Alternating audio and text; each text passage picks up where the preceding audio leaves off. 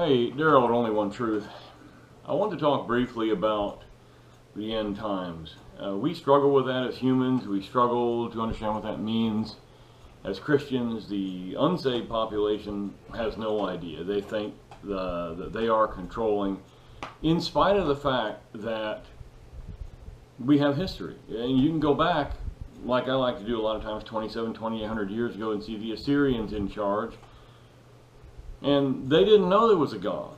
They didn't know that there was a supreme deity, God, Jehovah, Jesus Christ. They didn't understand that.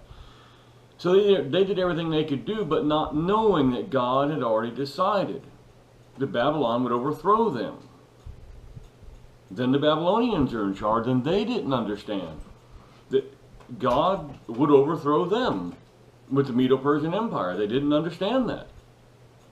But yet they continue struggling with power. It's an interesting note there. We are sinful humans. We are unbelievably wretched people.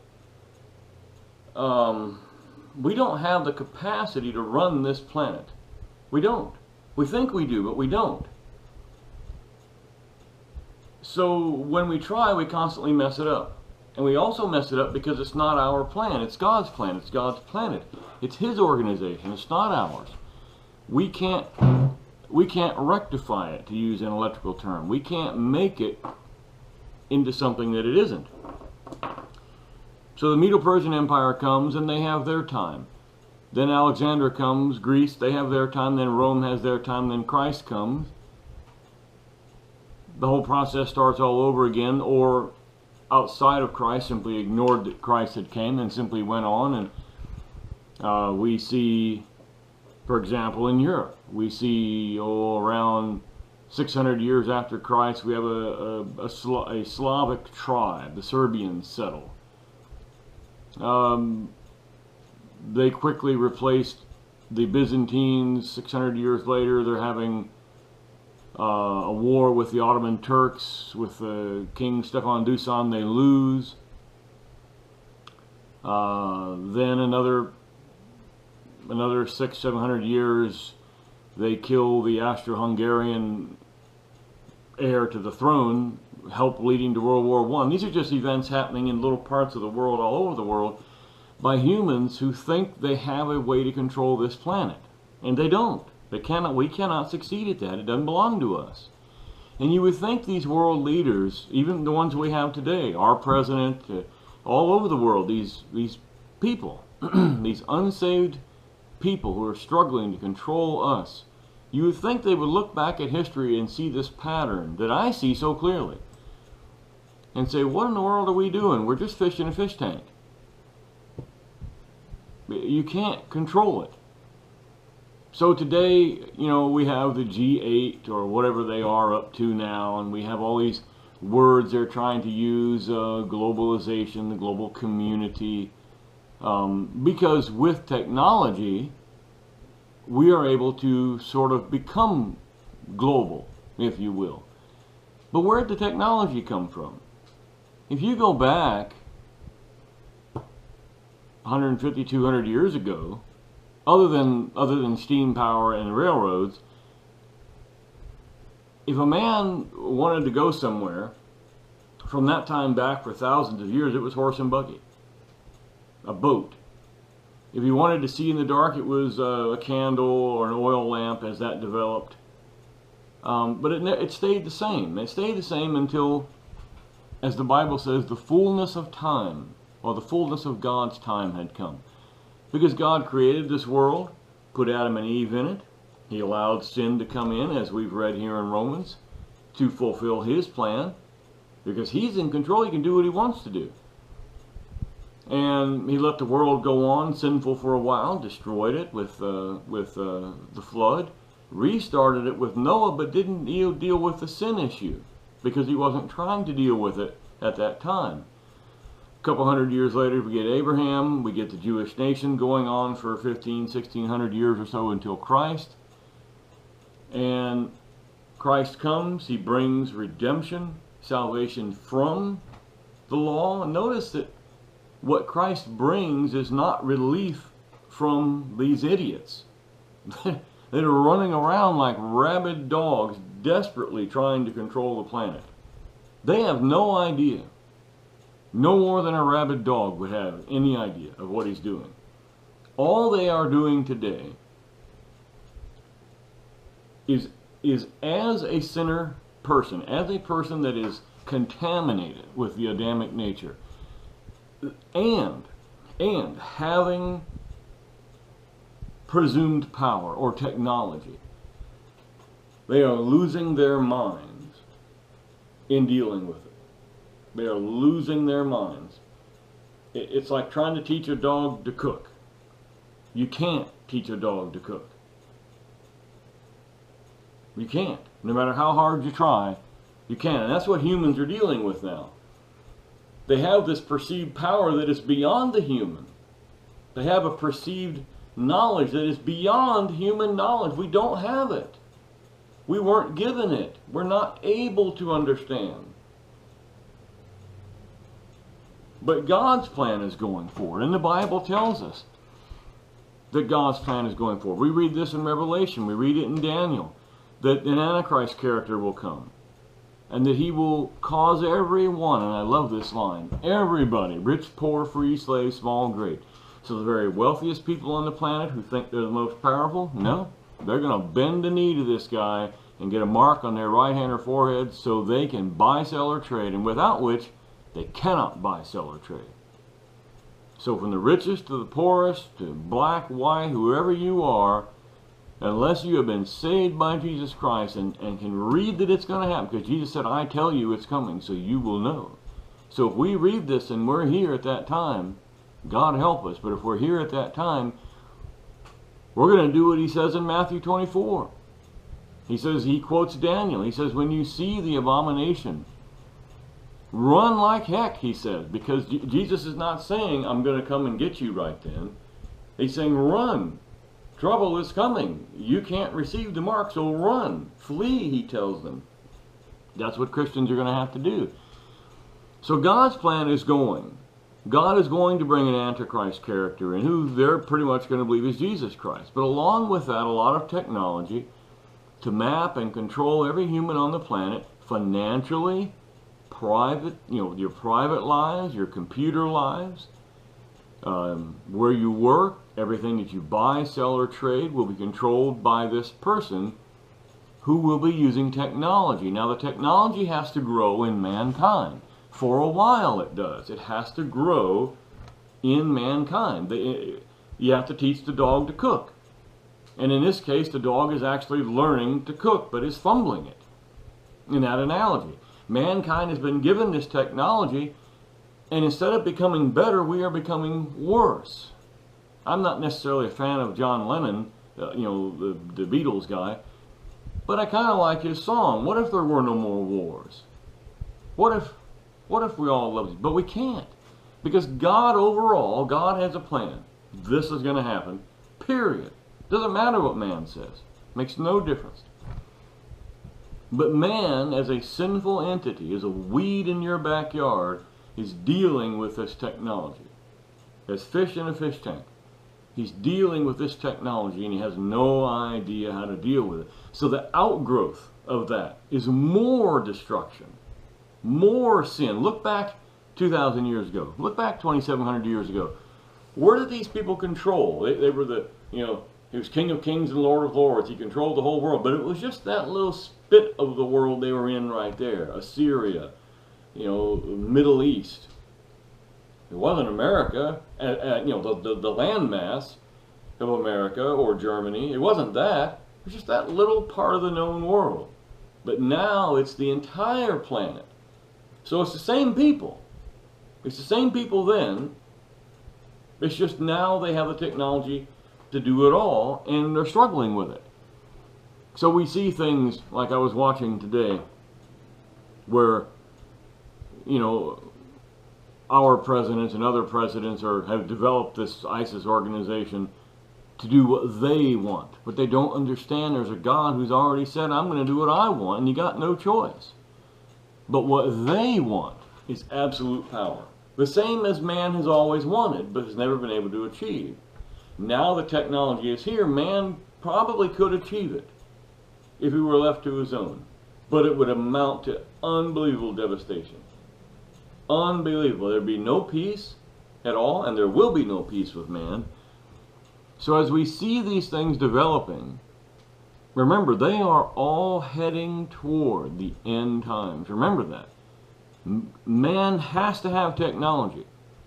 So God gave him technology. Remember, we went from oil lamps and horseback to being on the moon in 100 years, a lifetime. Unbelievable. It was an unprecedented growth. It never happened before. Thousands of years of the exact same thing, and boom, we're on the moon in one generation, or one lifetime.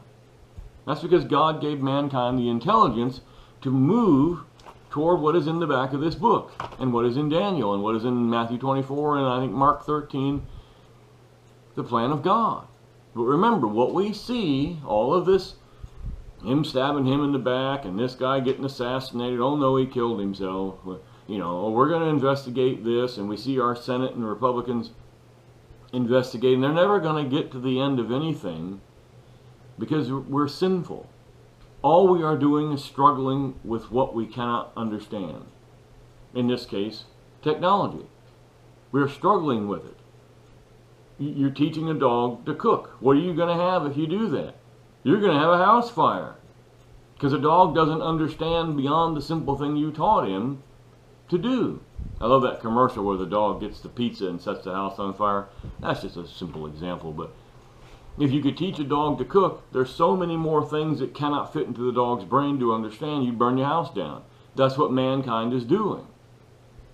That's what mankind is doing. They have been given enough information to hang themselves, and they are hanging themselves. But they have to have the information so mankind can move into the position that God wants them to be in, and they will, when God says so. The end will come, the Antichrist will come, have about a 3.5 year period. Everybody thinks it'll be great, and Jesus will be here, and, you know, God loves everybody. Of course, they all think that, and that'll be Jesus, and I don't know what'll happen to the Islamic people, or else it'll just be some kind of global community headed under Jesus. I don't know. I don't really know. But in the end, in the last 3.5 years or so, as in Daniel 9, he will expose who he really is, this Antichrist character. Now, they don't know that. God knows it, and he knows it, but they don't know that. And he will begin killing everybody he can kill. And again, using technology to do it. They'll be obviously going after people who have not received the mark of the beast. The end of the second 3.5, or the total week, or the total 7 years will come. They will be certainly trying to kill whatever remnant of religious or Christianity there is. Christ will come. There will be a war, obviously very short war. Christ doesn't have to actually battle. The angels don't actually have to come down and sword fight it out. It'll just be some simple thing. Satan will be bound. 1,000 years over. Quick little battle. Lightning comes from heaven, destroys them all. Eventually, God gets what his ultimate goal is, to be in heaven with those he loves, and the rest perishing, not really perishing, but in the eternal lake of fire. I'm not really talking about the end times so much as I'm talking about technology. When we see, and I just hate to use the word idiot, but I love to use it, because God has blessed me and or you with enough knowledge to know that these kids playing with matches have no idea what they can burn down with them. So we see them constantly struggling. Constantly struggling. And I just want you to understand that's why they're struggling. You're trying to teach a dog to cook. You can't. But if you could teach him to do a few things and you leave him alone with it, he'll burn the house down. Because the dog doesn't understand. The man, the human, doesn't understand how to control because he's sinful. He's sinful. It would be like if you lit a match and the match wasn't sinful, so to speak, or wasn't really hot, and you went to burn something down and the match extinguished itself because it knew better. Well, obviously the match doesn't know better. And the sinful man doesn't know better. He just reacts. Oh, I've got this, so I'm going to go and do what I always do. control everybody I can control. Oh, I can control millions now. But in the end, he isn't controlling anything because he's a fish in a fish tank with other fish with a great God looking into it saying, you have no idea. I control your world, but yet you act like I don't. Same thing he said to the Israelites. Over and over and over and over and over. You people, how long do I hold out my hand to you? No idea that he created them. And as Paul says in Romans, choose to not even remember that God exists. So I just want to touch on that as we see these things happening, as we see these end time things happening. And that's what they are, they're end times. Man has only recently gained this technology. Now, the end times could never, ever have happened until now. Because there's something else we're going to get into here in Romans 11. The full number of the Gentiles. We haven't got there yet, but we're 2,000 years into the full number of the Gentiles. That's where we are historically in the end time scenario. We're 2,000 years into the hardening of the Israelites and the bringing in, the grafting in to the Israelite nation of God's elect, the Gentiles. We're going to see that here in 2 chapters. I'm going through Romans 9 now. So that's where we are. So nothing can move until then. But you're seeing these people juggling this stuff, and they don't know how long they have to juggle it, and they don't even know why they're juggling it. But while they're juggling this technology, they're trying to do every single thing they can to control every single thing. You see what I'm saying? You're letting a disease spread, and the disease has no idea where it's spreading to or when it's going to end. It just knows it wants to spread. And that's what sinful mankind is doing with the power God has given them, because it has to develop for a little while. So God can use this technology to go to the next level, which will be the Antichrist character. So I want you to get that. Just a little picture, if you would. Don't worry. Jesus said, don't worry. The end will come. He told his disciples, you're all going to die. You know, don't worry about your human life. Don't worry about it. He said, our Father in heaven knows what you need and will take care of you. And I can promise you, he's taking care of me. And if we lose this life, it's nothing. It's nothing. What is beyond here is an eternity with Christ. What is beyond here in their life is something you can hardly even get out in one breath. It's even hard to talk about. What is waiting on? I can't even imagine the agony. I can't. I'm glad I don't have to. So don't hold on so tight to this life that you kind of trade your comforts and give in to something you wouldn't really want to give into. Don't worry about what these people are doing. Someone has taught a dog to cook and they're burning the house down.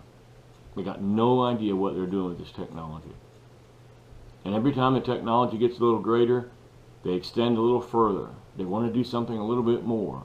You know, gun control. Meanwhile, we're providing Iran with nukes. You know, interesting. We're providing ISIS with weapons. Where do they think it's all going to end at? The problem is they don't think.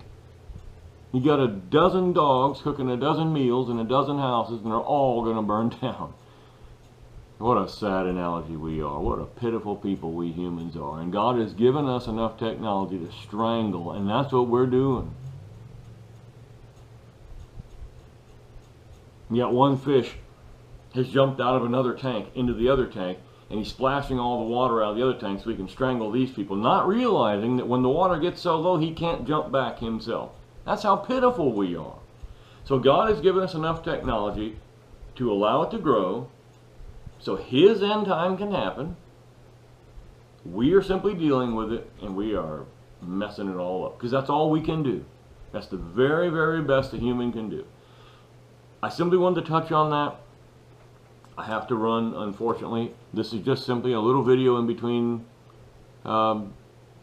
before I get into chapter 9.